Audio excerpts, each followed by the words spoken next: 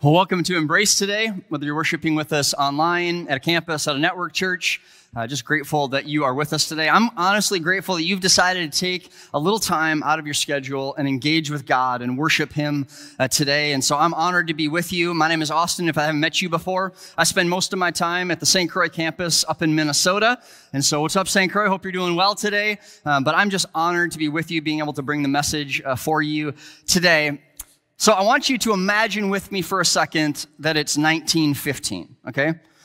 Imagine with me it's 1915. For me, in the picture in my own mind, for whatever reason, I'm wearing cowboy boots, okay? And I also have a glorious beard like down to here, okay?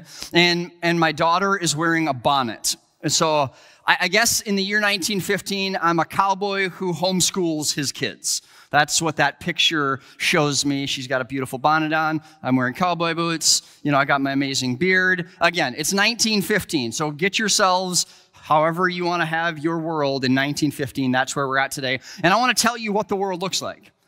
What does the world look like in 1915? Gentlemen, your life expectancy is only 47 years old. The population of Las Vegas, Nevada is 30 currently. The average hourly rate, 22 cents an hour, okay? We only have 45 stars on the American flag. The speed limit is 10 miles an hour. You can buy sugar for 4 cents a pound, coffee for 15 cents a pound. Eggs are 14 cents a dozen. Women, ladies, you're only washing your hair one time per month, and you're washing it with egg yolks. Yep, imagine that for a minute.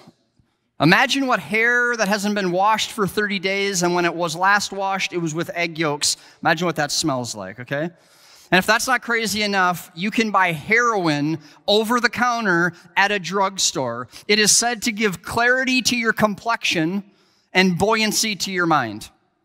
I would imagine if you're only washing your hair one time per month with egg yolks, you're going to need to stop at the drugstore to get a little buoyancy of your mind a little more regularly. Am I right? Needless to say, things have changed. Things change in our world. Our world is constantly changing. Over the last 105 years, from 1915 to today, things have changed. I mean, we added 5 states to our country, which means we added 5 stars to our flag. There are 50 stars in the American flag. In 1915, doctors had no college education. Now doctors have doctorates. And now coffee, you don't have to buy it anymore. You get it brewed for you at Starbucks. And ironically enough, it tastes nothing like coffee. Women, you're no longer washing your hair one time a month, I would assume. And when you are, you're probably not washing it with egg yolks. And you can no longer buy heroin at the drugstore. You got to go behind the drugstore to get your heroin now. These are pretty simple and funny explanations of economic changes that we've experienced in the last 105 years. But there's also changes that are happening in people's everyday lives, both good and bad, things that people do and experience in everyday normal life. I mean, people are still having kids. People are getting new jobs. People are buying houses. They're buying cars. They're moving from state to state. They're getting married. All good things. But at the same time, we're experiencing increases in drug overdoses, in cancer rates, in fatherless homes, in drug and alcohol abuse, in job loss. Change is happening all around us. And I don't know about you, but I just seem to be finding it difficult to see the good in this world. If you watch the news for about 5 minutes, you realize that the world is just falling apart. Everything's changing. Everything's exploding. Everybody's dying. Everything is terrible. It's tough to see the good in the world. And as much as everything is changing, the crazy thing is that the challenges that we're facing today are the same challenges that we've been facing for generations. In a message that Billy Graham gave in the late 60s on one of his crusades, he said, "The greatest issues facing our society today are racial inequality, fatherless homes, drug and alcohol abuse, and pornography." A lot's changed. We've gotten so much more sophisticated, haven't we? We've advanced so much further. Even though our world changes minute by minute and moment by moment, our culture seems to still be facing the same challenges as it was before. Whether 1950, 1960, or today, the challenges seem to be the same, and my question for us today is why? We've been in a message series over these past few weeks called Great Expectations. We've been looking through the book of Psalms trying to figure out what are the great expectations that we can have of God in moments of uncertainty. And so today I want to take a look at Psalm 102. It's written by a guy named David. And David has experienced some turmoil in his life. He has experienced brokenness and hurt. He's experienced the highs and lows of this life. But at the beginning of Psalm 102, the first 11 verses, he begins by talking about the changing and broken world that he is living in and he is experiencing. And he starts by saying phrases like this: "My days, they vanish like smoke. My bones, they burn like glowing embers. My heart is sick, withered like grass. I have lost my appetite. I lie awake lonely as a solitary bird. My enemies taunt me day after day. They mock and curse me. My life passes as swiftly as the evening shadows. I'm withering away like grass." Can you feel his pain? Can you feel his life experience? Can you feel him pouring out his heart in these words? You can feel where he's at. I mean, his world is shaking. His heart is breaking. His body's withering. His enemies are cursing. You can literally see his life is fading away before him. Can anybody relate? I can. Anybody feel like you're withering away today? Anybody's heart feel sick? Are you tired? You feel like the whole world is changing all around you? This is how David's feeling in this opening portion of this psalm. But then there's this moment in verse 12. The very next verse, we see David pivot. He pivots away from what he's been talking about. He shifts his focus. I picture him in this moment taking a deep breath as he's just finished up complaining and explaining where he's been in his life. And he refocuses. He refocuses on something different. He stops focusing on his circumstances. And he starts looking at the eternal and unchanging mission of God. In verse 12, he starts saying this: "But you, Lord, sit enthroned forever. Your fame endures through all generations. You, God, will arise and have compassion for Jerusalem. You will respond to the prayers of the destitute. You will not despise their plea. Let this be written for a future generation," that's us, "that a people that have not been yet been created may praise the Lord. And the Lord looked down from his sanctuary on high. From the heavens he viewed the earth to hear the groans of the prisoner and to release those condemned to death." In this moment, I picture David taking another deep breath. But unlike the previous deep breath, he's not taking a breath of angst. He's taking a deep breath of hope that God's mission is unchanging, that God remains forever, that God's fame endures through all generations. And the great news today is that you and I can take that same deep breath of hope, that God's mission for our lives is unchanging. When I say God's mission, his mission, what I mean is what he's up to on the earth, what God is doing on the earth. Even though the world changes, God's mission doesn't. Even though we are constantly having a change of heart, God's never does. Even though we are constantly changing our minds, God's mission remains unchanged. Our lives are changing, but God's remains unchanged. And I think when you hear that, when we hear that the God of the universe, the creator of the universe, his mission is remaining unchanged, it's easy for us to say, are we worshiping a callous God that is distant and far away from us?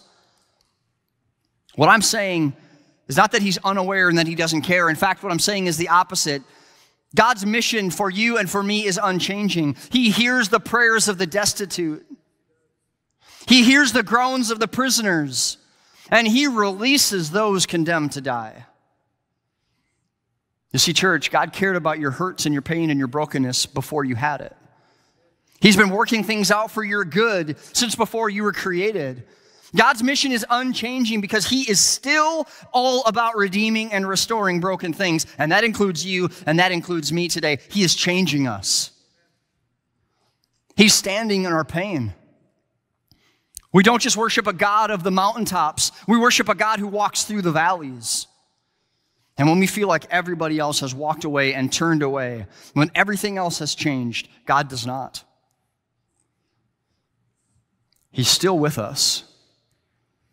He's still with you. He's still with me in our addiction, in our failing businesses, in our broken relationships, in our eating disorders, in our anxiety. He is redeeming these things because that is who he is and that is what he does. His unchanging mission is encompassed by his heart, which is to redeem and restore you and I, and ultimately to redeem and restore the entire world. But there's a problem. There's a problem in the equation of redeeming and restoring the entire world. And the problem is that you and I get impatient and complacent in the redeeming process. We get frustrated when God doesn't do our restoration as fast as we want it to, or how we want it to happen. But why is that? I think God clears it up in Isaiah 55. He says, my thoughts are higher than your thoughts. My ways are higher than your ways. As far as the heaven is higher than the earth, so are my thoughts higher than your thoughts, and my ways higher than your ways. What he's saying is he can see things that you can't. He can see things that I can't. He can see a way through when we can't. His ways are higher than our ways. His thoughts are higher than our thoughts. And he is working things out for your good and for my good. If you've been around me for any length of time, you know that I have got 3 beautiful kids. I've got an 11-year-old, a 10-year-old, and a 5-year-old. And they are wonderful kids. I love them a ton. But what you might not know about me is that I heat my house with wood. I know, we're kind of going back to 1915. I can feel the beard growing. I've got cowboy boots on again. You can just call me Paul Ingalls, I guess. I don't know. But my wife and I, we decided a long time ago that we decided that we were going to heat our house with wood for 2 reasons. The first is to save on heating cost. And the second is we decided we want to raise our kids with a strong work ethic. And so a few weeks ago, many times I say this to my kids, but it was a Monday a couple weeks ago. I said to my kids, I said, all right, guys, this coming Saturday, we are going to chop some wood, okay? And they're like, all right, sounds good. So Saturday came, and it was a beautiful morning, and so they got out of bed early. They put their swimming suits on, and they went and they got in our pool. And so they were swimming all morning, and they were hanging out, and everything was going great. It was a beautiful day. I was doing a couple of other things.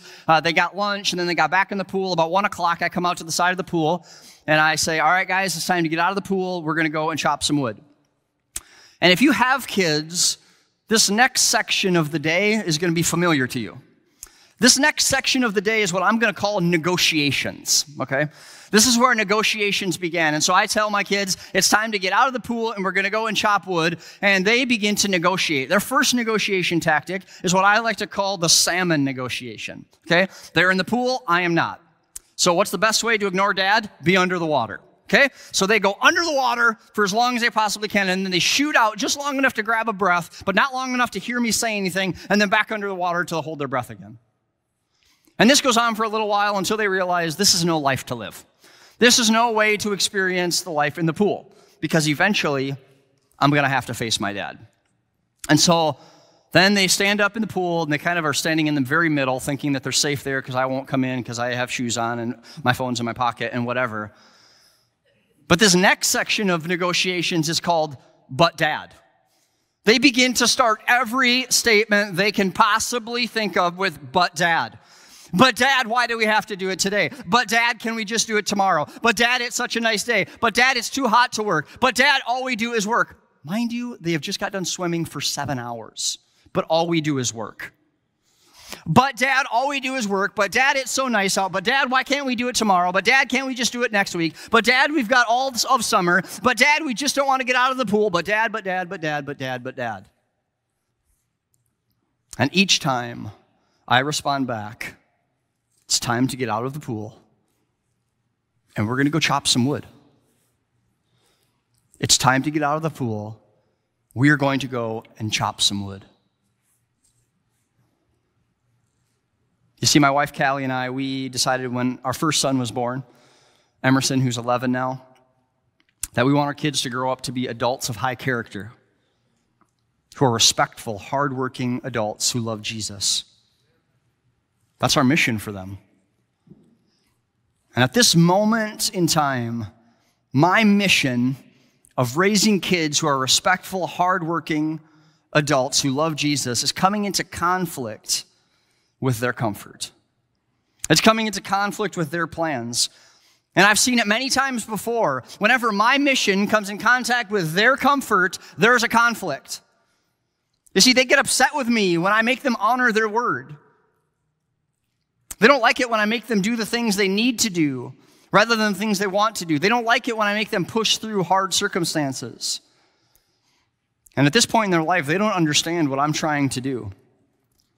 They don't understand my mission, but their lack of understanding doesn't change my mission.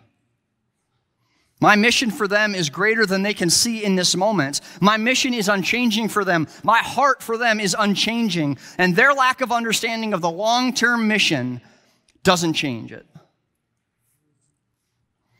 And it's the same with God and you and I.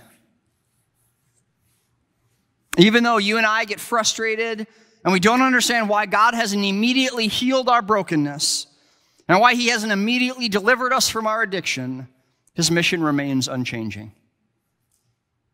Because he cares more about his long-term mission of restoration and redemption for you and me than he cares about our comfort. The good news today is that you and I, we don't have a problem with God's mission. His unchanging mission of redemption and restoration for us, we don't have a problem with that. We just have a problem with his method. See, my kids, they want to be successful adults. They want to be smart. They want to be hardworking. They want to love Jesus. They want all of those things. They want to be successful adults. But they do not want to get out of the pool and chop wood. They don't want to do it. They don't like it because they don't want to be a part of it. They want to become all those things, but they don't want to have to get out of the pool and chop wood to get it. They don't like that to fulfill the greater mission of being successful, hardworking, people of character who love Jesus. It's going to require them to do something. They're going to have to give up their comfort. They're going to have to crawl out of the pool. They're going to have to go chop some wood. They don't want to do the work. And neither do you. And neither do you, I think, if we're being honest with ourselves. You see, we want God to redeem us. We want God to restore the broken parts of our lives. But we don't want to get out of the pool. We don't want to dry off. We don't want to put clothes on. We don't want to put our work boots on. We don't want to grab the axe. And we don't want to go out into the woods and chop the necessary wood to experience the restoration. We don't want to leave the comforts of our lives, our comfortable routines, and be an active part of it.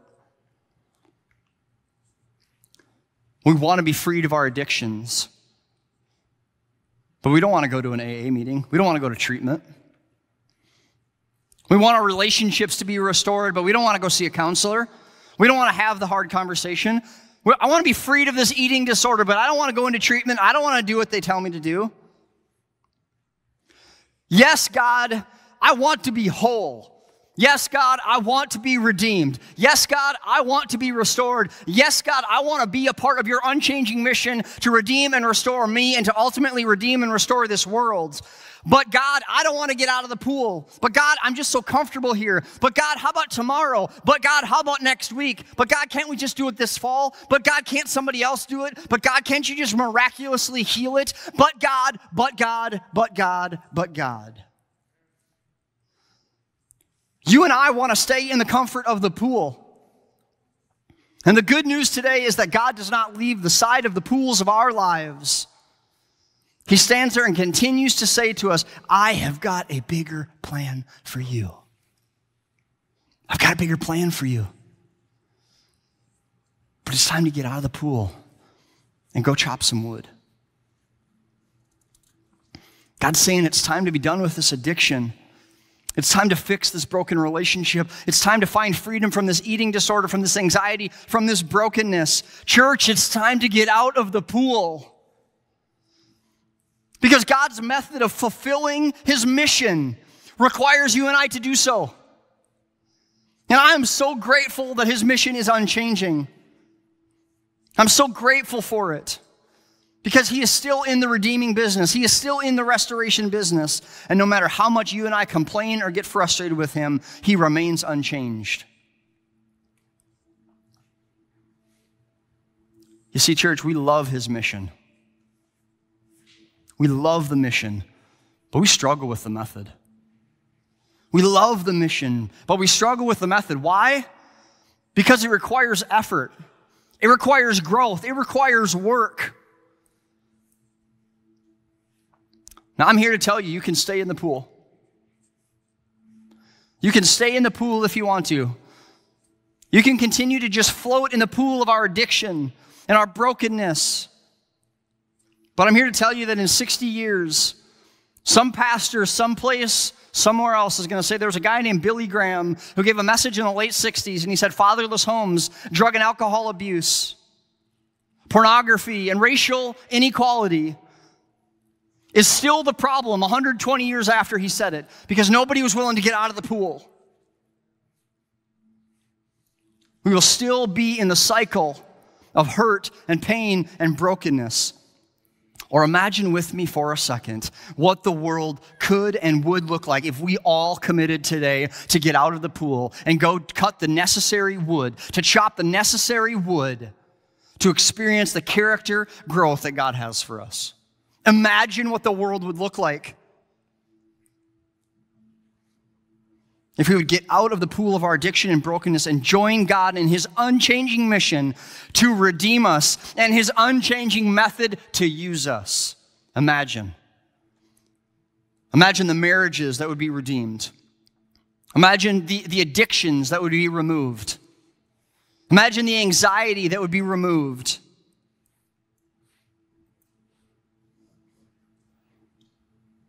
I'm here to tell you that some really amazing things could happen if we would just commit, if we would just decide today to get out of the pools of our lives and go do the necessary work to join God in his redemption story for you and I.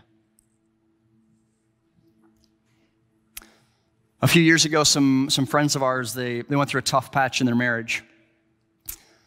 And we had some conversation with them about what was going on, and they decided to engage in some intensive therapy and some counseling.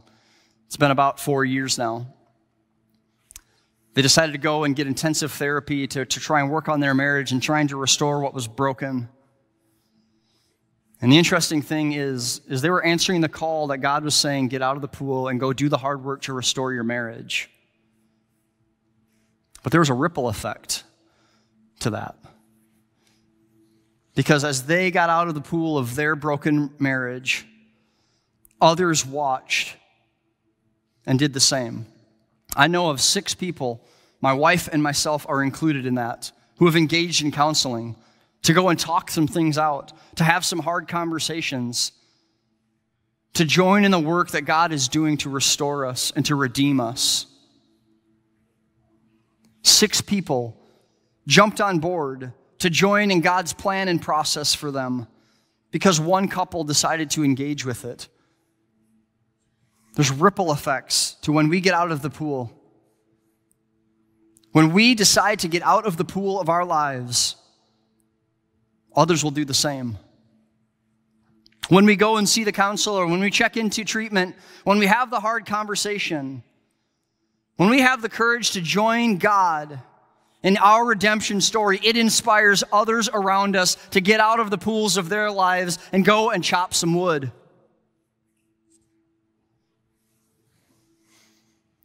Imagine what the world would look like if we all got out of the pools of our lives and joined God in his redemption story for us to grow our character.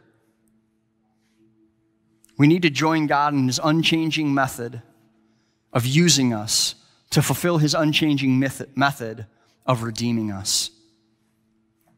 Church, you and I can be a part of ending the cycle of fatherless homes. We can end the cycle of addiction. We can end the cycle of anxiety. But church, we've got to get out of the pool, and we're going to have to chop some wood. Would you pray with me? God, I'm so grateful that you love us, that you see us. God, that you're unchanging in your mission to redeem us. God, we are grateful for Jesus today, for the hope that we can have in him and the way that he cares for us, the way that he shows us redemption. God, give us courage to step up and to step out. God, that we would experience the freedom that comes only from you. God, that we'd participate in our redemption story. God, I'm so grateful that you call us your sons and daughters, that you don't leave us or forsake us when we get frustrated, when we can't see what you're doing. God, remind us that your ways are higher than our ways, that your thoughts are higher than our thoughts, that you see a way through when we can't. God, we love you and we praise you today. We're here to worship you. We're here to join you on your mission to redeem this world. So God, we love you. It's in the powerful name of Jesus that we pray all these things. Amen.